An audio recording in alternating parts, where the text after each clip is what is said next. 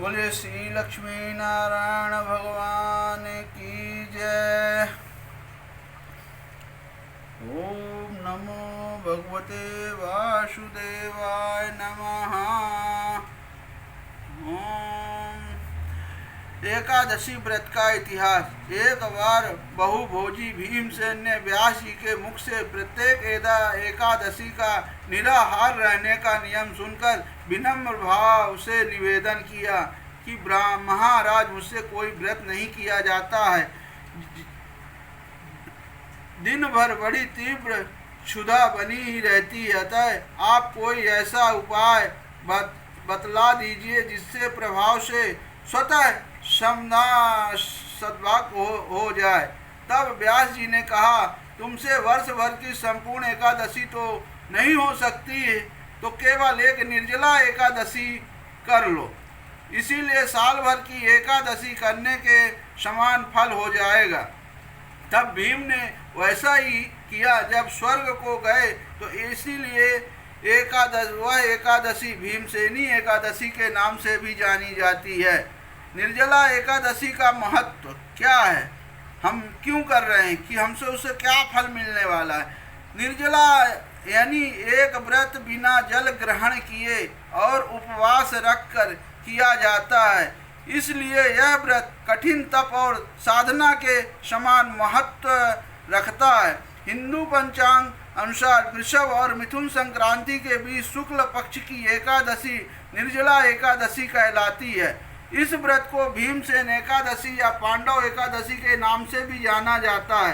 पौराणिक मान्यता है कि 5 पांडवों में एक भीमसेन इस व्रत का पालन किया था और वैकुंठ को गए थे, इसलिए इसका नाम भीमसेनी एकादशी भी हुआ।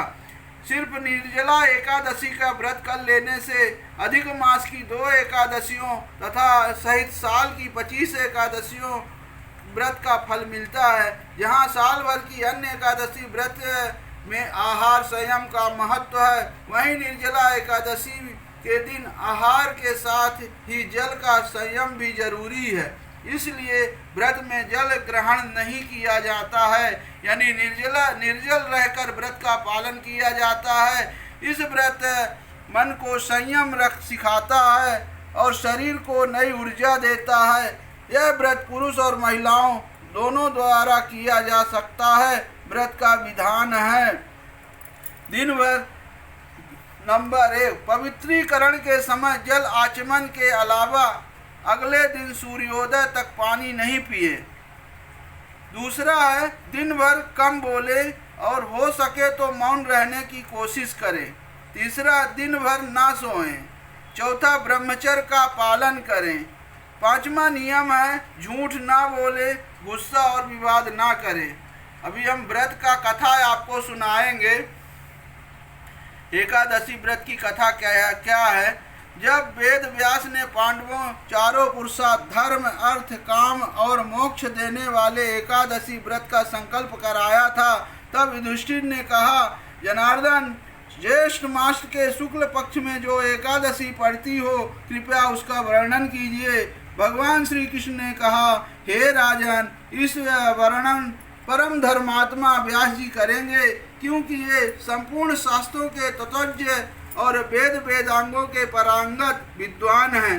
तब वेद व्यास जी कहने लगे, कृष्ण और शुक्ल पक्ष की एकादशी में अन्न खाना वर्जित है। द्वादशी को स्नान करके पवित्र होकर फूलों से भगवान केशव की पूजा करें, फिर पहले ब्राह्मणों को भोजन देकर अंत में स्वयं भोजन करें। यह सुनकर भीमसेन बोले, परम बुद्धिमान पितामह, मेरी उत्तम बात सुनिए।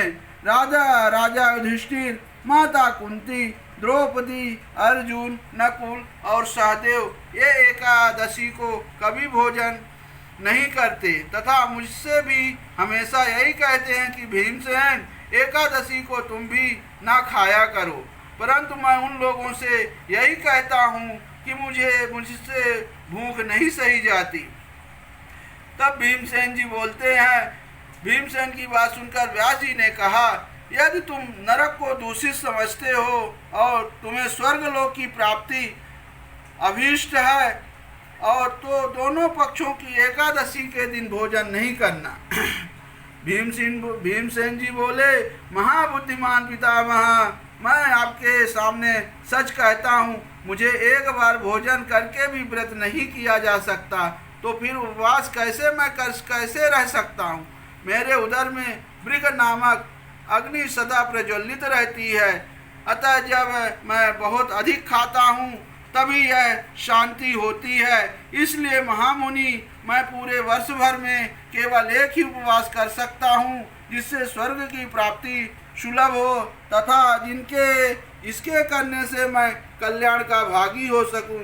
ऐसा कोई एक व्रत निश्चय करके बताइए, मैं उसका यथोचित रूप से पालन करूंगा। व्यास जी ने कहा, भीम, ज्येष्ठ मास के सूर्य वृष राशि पर हो या मिथुन राशि पर हो या शुक्ल पक्ष में जो एकादशी हो, उसका यत्न पूर्वक निर्जल व्रत करो। केवल कुल्ला या आचमन करने के लिए मुख में जल डाल सकते हो, उसको छोड़कर किसी प्रकार का जल विद्वान पुरुष मुख में न डाले, अन्यथा व्रत भंग हो जाता है। एकादशी को सूर्योदय से लेकर दूसरे दिन के सूर्योदय तक मनुष्य जल का त्याग करे तो यह व्रत पूर्ण होता है।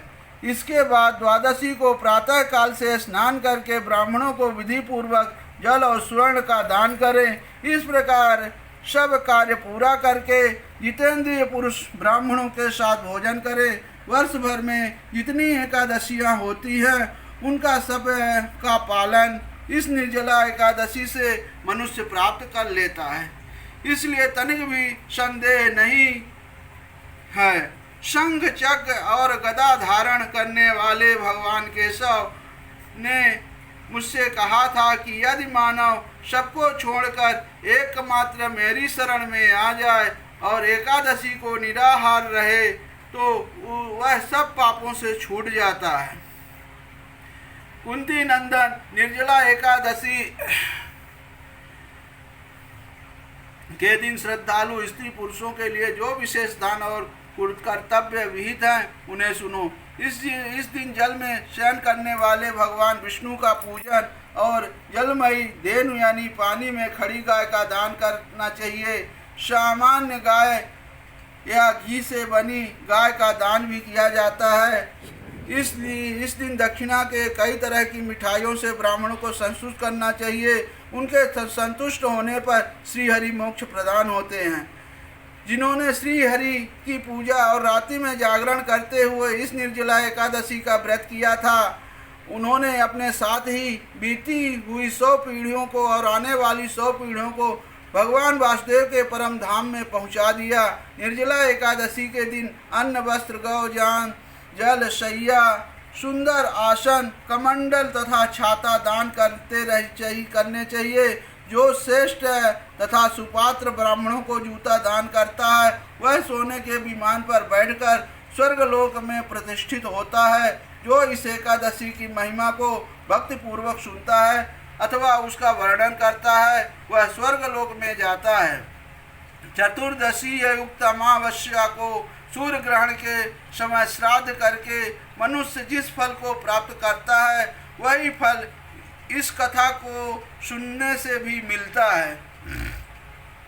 भीमसेन बोले, ज्येष्ठ मास के शुक्ल पक्ष की जो भी एकादशी होती है उसका निर्जल व्रत करना चाहिए। उस दिन श्रेष्ठ ब्राह्मणों को शक्कर के साथ जल के घड़े दान करने चाहिए। ऐसा करने से मनुष्य भगवान विष्णु के समीप पहुंचकर आनंद का अनुभव करता है। इसलिए इसके बाद द्वादशी को ब्राह्मण भोजन कराने के बाद स्वयं भोजन करें। जो इस प्रकार पूर्ण रूप से पाप नाशनी एकादशी का व्रत करता है वह सब पापों से मुक्त होता है, आनंदमय पद को प्राप्त होता है। यह सुनकर भीमसेन जी ने शुभ एकादशी का व्रत आरंभ किया। बोले श्री लक्ष्मी नारायण भगवान की जय। आप सभी को मेरा कथा और एकादशी की कहानी कैसी पसंद आई आप लोग कृपया कमेंट में ज़रूर बताएं, लाइक करें और जय श्री हरि लक्ष्मी नारायण भगवान बोलिए जय श्री लक्ष्मी नारायण भगवान की जय। बोलिए कृष्ण कन्हैया लाल की जय। जय प्रभु।